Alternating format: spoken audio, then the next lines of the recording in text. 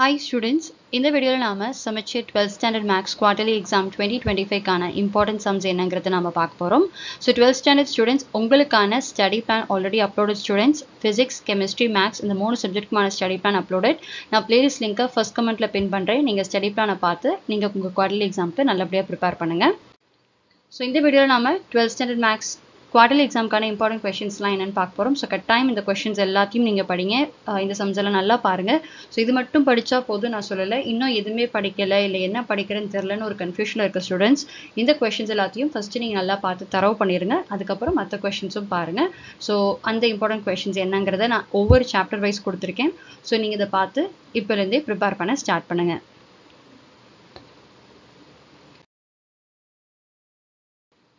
Chapter 1 Important Exercise Sums. So இந்த வீடியோல நான் ஃபுல்லாவே உங்களுக்கு exercise sums மட்டும் தான் ஸ்டூடண்ட்ஸ் சொல்லியிருக்கேன்.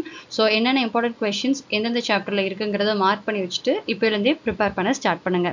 So chapter 1 உடைய important exercise sums இதெல்லாம் தான். So exercise 1.1ல question 3 6 7 9, exercise 1.2 ஃபுல்லா, exercise 1.3ல first questionல first subdivision and second question அந்த ரெண்டு மட்டும் தான். Exercise 1.4ல first questionல மூணு subdivision question அதாவது question 2, 3 and 4. அதுக்கப்புறம் question 2 and 3. Exercise 1.5ல first questionல ரெண்டு subdivision இருக்கு 1 and 2 அது important and fourth questionum. Exercise 1.6ல first questionல இருக்கக்கூடிய நாலு subdivision question அதாவது 1, 2, 3, 4 இந்த நாலும் நல்லா பாருங்க and second questionum பாருங்க. Exercise 1.7ல third question. So இதெல்லாம் தான் chapter 1ல இருக்கக்கூடிய important exercise problem. So இதெல்லாமே கட்டாயம் நீங்க பாத்துருங்க. And இதே மாதிரி ஒவ்வொரு சாப்டருக்கும் நான் மென்ஷன் பண்ணியிருக்கேன். So குயிக்கா அதெல்லாம் நோட் பண்ணிட்டு நீங்க ப்ரிப்பேர் பண்ண ஸ்டார்ட் பண்ணுங்க. So இதான் chapter 1கானது.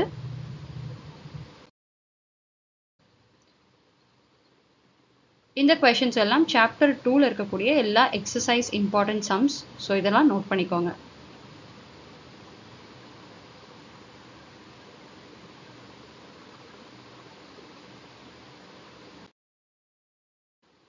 Chapter 2 Important Exercise Sums இதெல்லாம் தான். So இதில் exercise 3.4ல எந்த questionsம் அவ்வளவா important இல்லை. So அதனால நான் உங்களுக்கு அங்க எந்த sumsம் mention பண்ணல.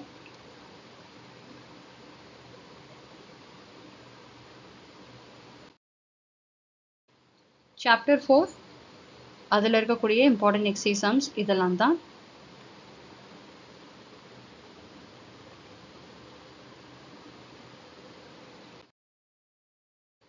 Chapter 5 அதில் இருக்கக்கூடிய important exercise sums.